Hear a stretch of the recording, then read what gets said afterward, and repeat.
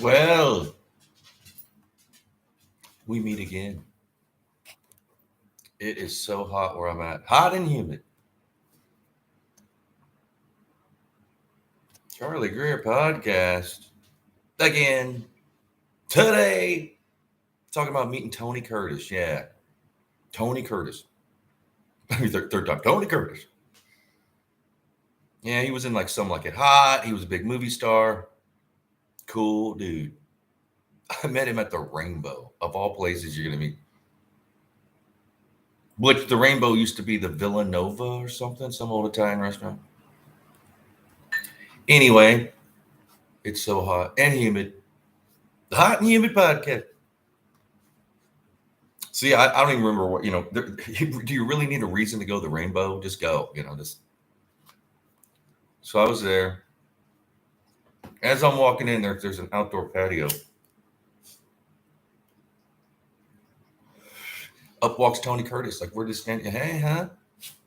And his wife, who was like beautiful, taller than him, just younger than.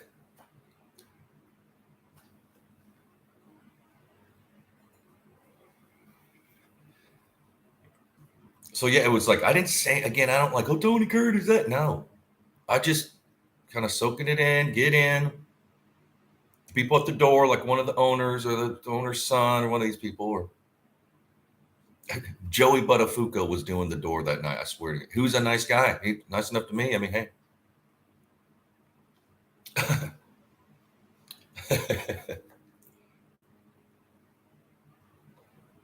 He seemed cool to me. I mean, that's how I judge people. He was nice to me. So he's good in my book. So yeah, and I might have been there with like my old fiance or girlfriend. Something was going, At night, I usually wouldn't go. The only time I'd go to the Rainbow alone was during the day. I used to like to go eat lunch there. They had a great hamburger and fries. Oh my God. Sit in one of the booths.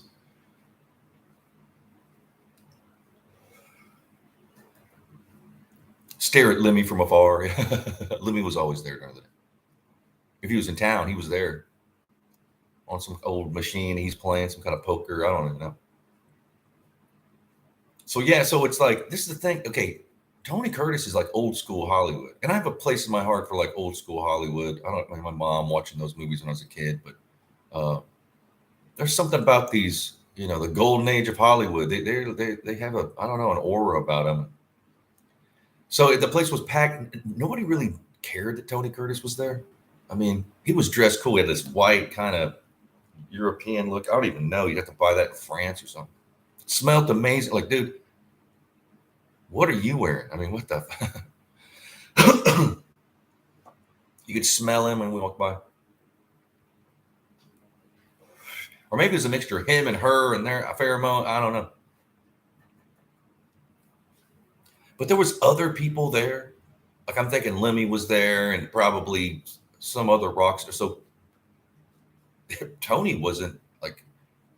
So what happened? He starts holding court, meaning like he's talking to people. I just kind of like stand there and start listening. And people are like, oh yeah, coming and going. Then his wife goes off and does something, and people are then I'd say, and then it's me and him. So I got a chance to like talk to him. What do you do? I do art. Me too. He's a painter. Pretty good too. Before he passed.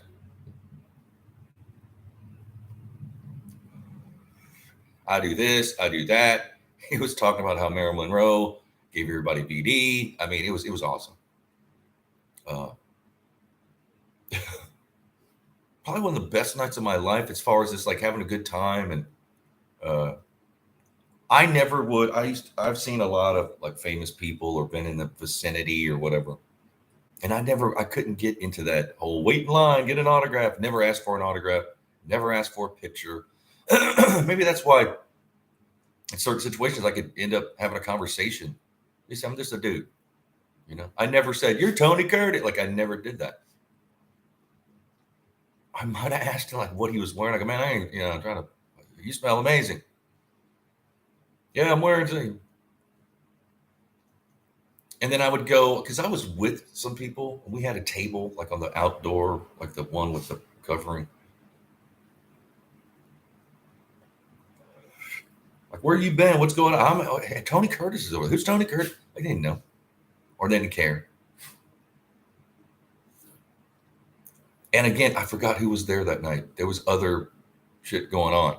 The parking lot was packed, and um, again, the Rainbow is like, to me, this is my personal opinion. I'd rather go to the Rainbow than some kind of like club or, uh, the food is good. On a busy night, it's hard to get a table. Upstairs, there's a bar. I played the Rainbow like on a Halloween. It was Halloween like 2007, maybe 2008. You have to do it acoustically. There's like this little pit. I've talked about it in the past. So the Rainbow to me is like, that's where I want to be. I want to be hanging out at the Rainbow. Like the last couple of years I lived in LA, I wouldn't go because for one, we were locked down, and how many I used to go there a lot. And I lived far away. Like in 2010, once I got to Pasadena, I moved to Pasadena. Well, that's a drive. That's a haul. An hour in good traffic. If there's bad traffic, it might take 2 hours. So then, of course, you're going to be drinking. You don't want to. If I went by myself, I would use that as a place for like celebration. Like, what's going on? I just got engaged, or I did this. I go with the boat, hang out, get a pizza. Their pizza's awesome.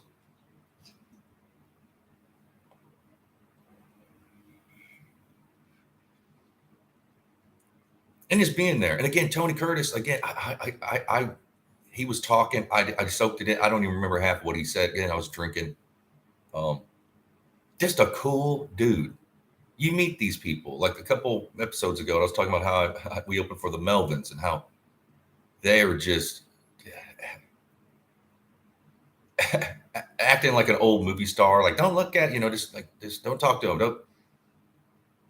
And here's Tony Curtis, like the king of the world at one time, was like the coolest dude you could ever imagine. He was older by then too, man. He had to be 80. Still, he seemed like he was telling all kinds of cool shit. And his daughter's Jamie Lee Curtis. He was married to Janet Leigh. Just Elvis was trying to look like Tony Curtis. That whole black kind of thing. Elvis was a Tony Curtis fan, man. And Tony he was so cool. He was just a cool dude. And what was it they were saying? He had a weird name. His real name is kind of strange. But I was just standing there with, hey, Tony Curtis. Probably a good hour.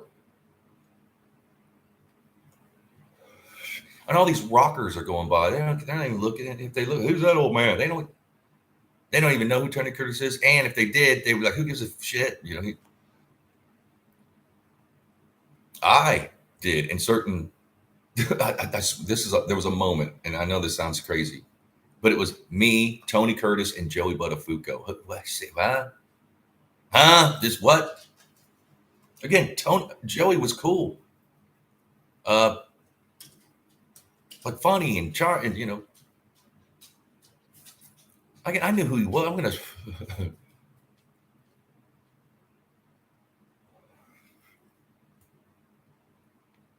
I'm not even gonna say anything. But he was okay in my book. Again, I don't judge people. If I react, like I don't have any preconceived notions. But it's like, he's it. You're cool to me. I'm cool to you. That's how I roll. Oh, because that's how it's with me. People talk all this shit, don't even know me, and I hear all these rumors that aren't true, and then you're cool, hell, you're mellow. What? Yeah, I don't know what you heard. So I'm sure that's the same with Joey. He's probably had to live that underneath. Yeah, it's me, Joey Buttafuoco, and Tony Curtis. What are the odds of that? Just standing at the Rainbow, not even at a bar, like standing right there. There's a railing there near the front, just holding court. And his wife, she was younger and beautiful and tall and just like looked like a movie star, and he had these scarves on. He was looking cool.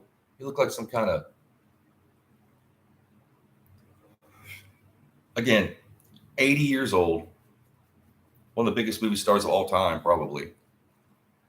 Still got his game. Just still got, he's talking about his paintings. Pardon me. I think he said he was moving to Arizona or somewhere, Nevada.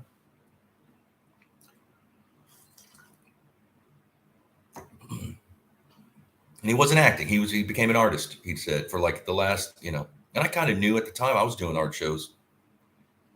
And I'm like, hook me up, And he might even, maybe he even had a gallery in there. I don't even know. Forget. But it was a cool night. Again, any night, any day, just go to the Rainbow and just soak it up. It used to be the Villanova, I think it was called. This old Hollywood, like Italian restaurant that everybody hung out at. James Dean's favorite place to go was the Villanova. And again, if I'm wrong, I'm sorry, but I think that's what they called it. So those old pictures of James Dean, like he'll be wearing a suit and he's like got a drink in his hand. He's at like a dinner table. That's the Villanova, which is basically the Rainbow. So technically, James Dean was hanging out at the Rainbow. That was his place. That's where he went. That's where those pictures of him and like Pierre Angeli or whatever. That's the Villanova. And I think it's that same family that have owned all that. They own the Rainbow, the Roxy, the whiskey, that whole block. They're cool. I interviewed at the whiskey twice to be a booking, to do the local booking. At the time, I was making more money what I was doing, and I lived kind of far. That's the only reason, because I knew if I could. I was thinking, man, if I start at the Rainbow, at the whiskey booking, next thing you know, you'll be this, that, and I know how that is. And they were cool. They're like the kid. They were younger than me, so it's like, because I knew their fathers, and then I met Mario back in the day, but not like And there's another Mario, like Mario Jr. Anyway, it's hard to keep up. I think Michael was the guy that I knew. He's in. When Mario passed, I emailed him and said, "Hey, sorry." He emailed back, "Hey, you want a job?" Kind of thing. I think I went in, hey, then I was just like, well, I'm already, because technically they weren't offering me that much money, but then there's money to be made just being around the whiskey. If you got any hustle, you can, like at the time I was selling guitars and flipping car. You can just, all these bands, there's, again, you've got a little hustle, you can probably double, triple your money. But back to the Rainbow. I love the Rainbow. There's just something about that area of Sunset. It's on Sunset, right before you get to Beverly Hills. And obviously it's been a hip area. It was the Villanova before then. Cool people do cool things. So this family, they, you attract cool shit. I would have loved to have went to the Villanova back in the day. If you could get in. It's probably, and the Rainbow, sometimes it's just packed. You just, the parking lot is packed. The sidewalk is packed. It's just popping off. People don't even hang out in the Rainbow. They're just hanging outside. Woo, like, passing out flyers or hitting on girls or whatever. Bikers just park their bikes and the cops go, okay, move along. Can't be parking. There's been nights where it's like a lot of bikers, a lot of bikes, which are cool. The night I played there, it was packed. Like we played, it was packed. Again, you're down in this kind of thing they make you play. And it's acoustic. They're like full bands. It was like me and the guy that was in my band at the time. We did an acoustic set. It's him and I, acoustic guitars. And looking up at these, they're standing, they're looking down at you. And it was packed. Again, it was Halloween of 2000. I've got like a flyer from that. I've saved a flyer in my box of flyers. And I think I even have a ticket stub. We had tickets. So the bow in my book, it's just, I would give anything to go back to that night and just listen to Tony Curtis again.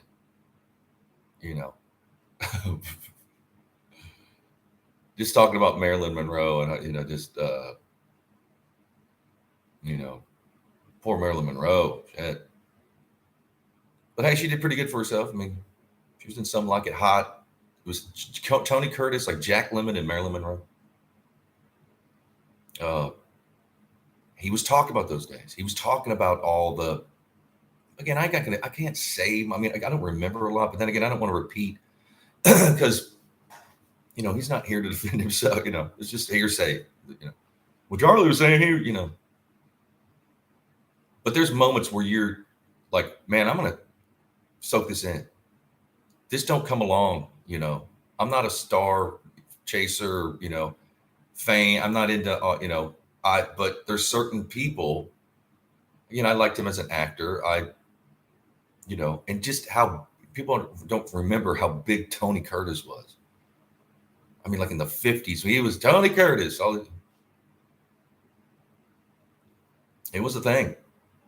He was a thing. He was an industry. Elvis was trying to be like Tony Curtis. And how cool is he in his 80s going to the Rainbow, which he was probably reliving and kind of what the Villanova. That's what he probably been the Rainbow. God, this was 2007, maybe. Might have been around the time when I played. I played there. We used to go there. Again, if we would rehearse, head to the boat, try to find parking. And it's, again, if you want, just say, hey, let's go to the Rainbow. No, now you're going to go. You can find people to go. And again, I used to love to go during the day. That was my thing for a while, was just go. They had a late served lunch. There was hardly anybody there. I could grab a booth, these cool little booths, and it's the Rainbow, And the booths have like these little brass things on it that say, like a plaque that says, hey, if you're sitting here and so-and-so shows up, you got to move. This is their table. And most of the tables have this plaque, or at least some of them. And my thing was the hamburger. Man, they made a best hamburger and fries. It was awesome. It was like a platter. Yeah, have some beers during the day, get your appetite up. Go say hello to Lemmy, and then eat your lunch. And stumble back into the light. And it's dark in the Rainbow. One of my favorite things to do was the daytime at the boat. And I get nighttime. Yeah, I've had a lot of fun. Try not to get in a fight. There's always a fight. That's another thing. Usually not in the Rainbow, but outside or down the road, there's this motherfuckers fighting. Bikers and just, girl fight, everything. It pops off sometimes. And why would you not want to go to the Rainbow? Have you ever been to the Rainbow? Again, in the 80s, when did the Rainbow start? Like 1970 or like in the early 70s? And that was the place to be. Like Led Zeppelin in the 70s and everybody. 80s. Hell, I mean, I was always reading the mat, and that's where the rock started. Motley Crue hanging out at the Rainbow. I think, dude, when I get out, I'm going. Maybe I'm dumb. Maybe that's just. But I love it, man. I wish I was there right now. Damn. Having a hamburger. Seeing, of course, Lemmy's passed, bless his heart. But there'll be another Lemmy. I mean, someone like him, some rock guy that hangs out there all the time. From what I've heard, Lemmy wanted his apartment, like the closest apartment to the Rainbow I can get. And he had it forever. It wasn't even that big. And so he could walk. It literally was like down and then take a right and then you're there. Matter of fact, the street that he lived on, that's where I would try to park. I would try to find park. For one, can you decipher the signs? You can't park here. You get only an hour and no parking between. And I got a ticket on Lemmy Street, probably a few times. Come back, there's a ticket in your car. Like, oh, man. But walking to the boat. In that area, I played everywhere. The Viper Room. I mean, I never played the Roxy. Played the Whiskey a few times. Got banned from the Whiskey. Well, actually, I didn't. It was a promoter who banned me. But then when I talked, they're like, no, it's just the promoter. You can play the Whiskey. Somebody was like, why aren't you playing the, Well, they told me I couldn't. And how I got banned, it wasn't anything cool. It was, when you were playing places, the whiskey, it would usually be like a bunch of bands, like 4 to 6 to 8 bands, coming on, starting at 8, ending at, just half hour sets. And sometimes you wouldn't even, in the advertising, like in the newspaper, the Recycler, whatever it was in LA, you might have your name of your band. It was like really small. So how I got banned was they gave me a block, like a little advertise, not that big, but it costs them money. And so I was like, whoa, excited for the gig. And then right before the gig, like my drummer or somebody in my band, like their grandmother died and he had to go back home, whatever. And I was left high and dry. Or somebody quit my band or my whole band quit. I don't remember. So I had to cancel it. I called the guy like, hey man, I can't, what do you mean we paid for this? Your band. That cost me $300. But what I didn't know, it was just the promoter. Like he worked at but he wasn't any power at the Rainbow. But I thought I was banned. He's like, you're banned for life. You'll never play here again. I was like, okay, well. And then they called him, hey man, you can come back. Fuck him. He's not even around. Who is he?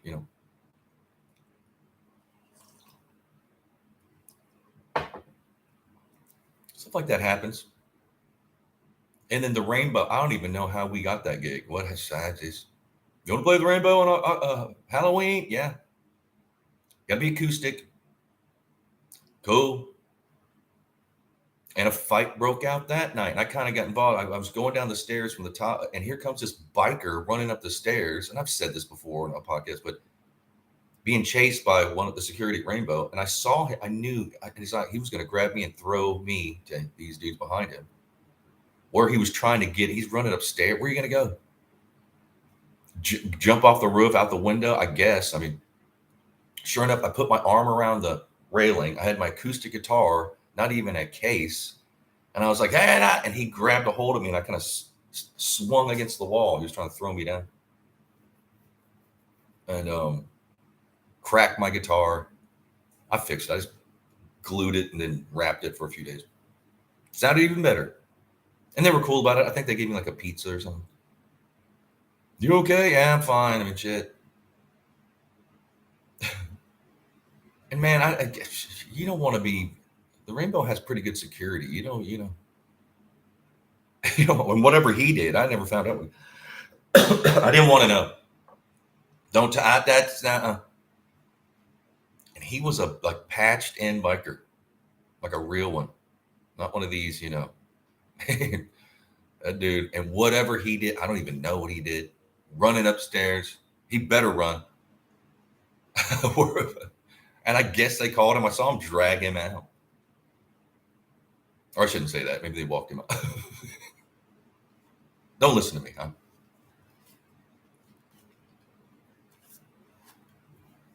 But yeah, Tony Curtis, cool, just a hip guy, just 80 years old, dressed cool,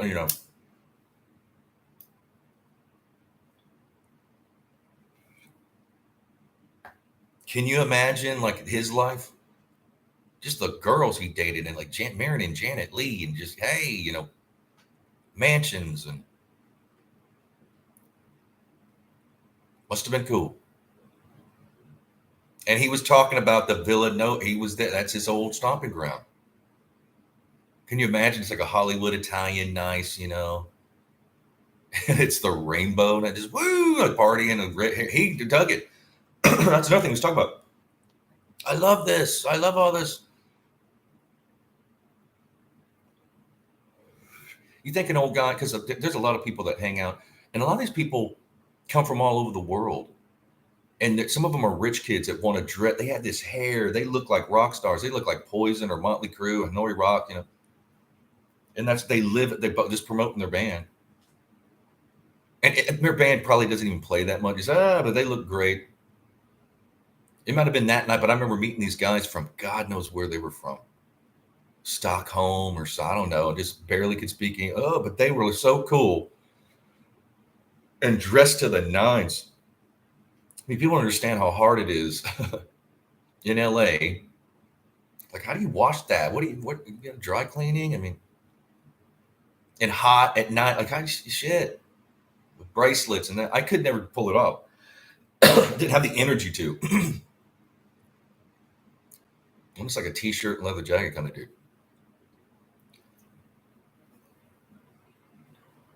But Tony was talking about how, and we might have been talking to these Swedish guys or wherever they were. He's like, I love your hair. How you do? Nice, because Tony had on like scarves and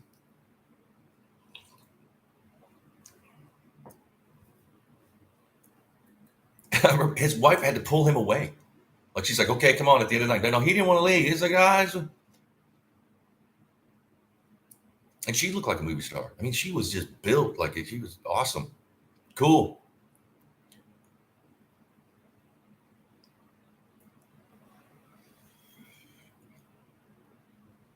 Yeah, back in the day. Does that even exist now? If you go to the Rainbow, who are you going to see? I mean, most old Hollywood. Again, you don't go to the Rainbow to meet Tony Curtis. I mean, what are the odds? The law of averages. I think that's it.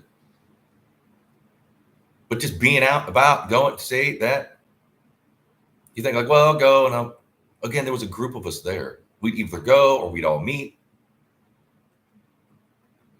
And it would be so packed some nights. It would be so packed that you just, find a little kind of corner or whatever you stand because people are just packed in there. Your friend, oh, they didn't show up. And then later on, you've been there for a couple hours. Where you been? There you are. I thought you didn't show up. Been looking for you.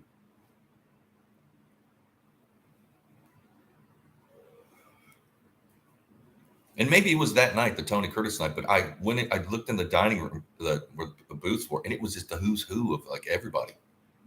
Like Slash was there and all these people holding court. The night that I played before we went on, we had a booth. They give us like a pitcher of beer, some beers, and a pizza. And then we made our money for the tickets or whatever upstairs. How many people? And it was sold out. We did well.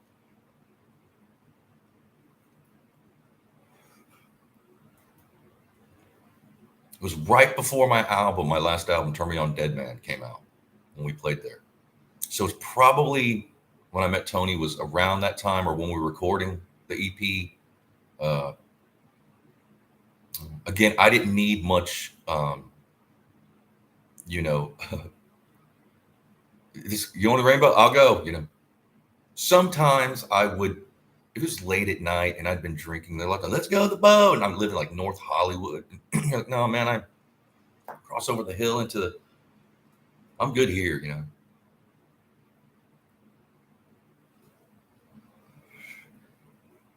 I think I've told this, but there was my roommate at the time. His friends came from St. Louis and his cousins or whatever. And we want to meet Lemmy. Oh my God, I hear if you go to the Rainbow, what, can we meet Lemmy Charlie? I'm like, I don't know. He's probably there. You can't call. I'm like, hey, is Lemmy? Okay, we'll be. Come with us. I was like, no, I'd been drinking.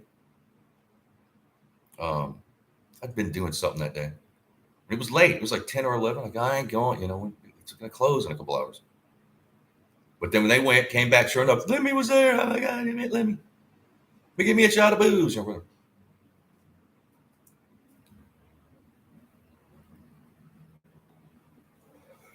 But the food too, my God, there's steaks. I mean, it's a damn near gourmet restaurant, man.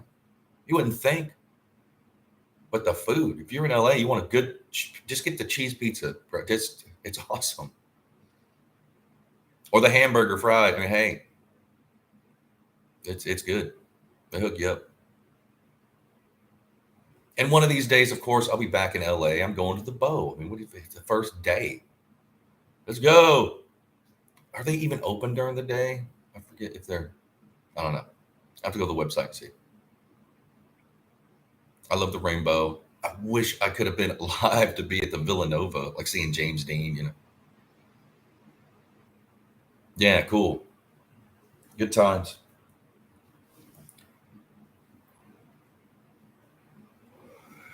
Yeah, I'm going back. Going back to the Bow one of these days. It might not be tomorrow. But, shit, I got business to take care of in LA every once in a while, just they're still trying to push I got a producer who's trying to push a script that I wrote, that he rewrote a version of. It's awesome. So now we got two scripts, And I've known him for 25 years. He's been one of my, again, we don't see each other that much. It doesn't make mean shit. We're still each other's ride and die kind of creatively. And we're so opposite. It's so funny to see. But hey, he's a cool dude. Always been supportive. Of course, he knows everybody. And he's been all kinds of bullshit and people telling him, that's that. And he was, Charlie is the dude that, he's the most talented. I mean, granted, I'm not trying.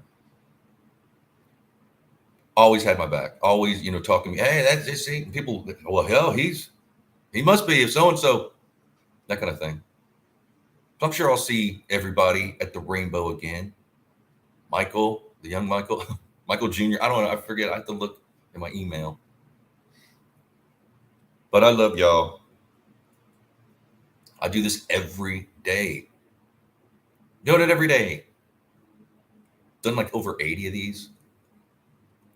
I mean, it's not, nobody's watching them, but hey, I'm having fun.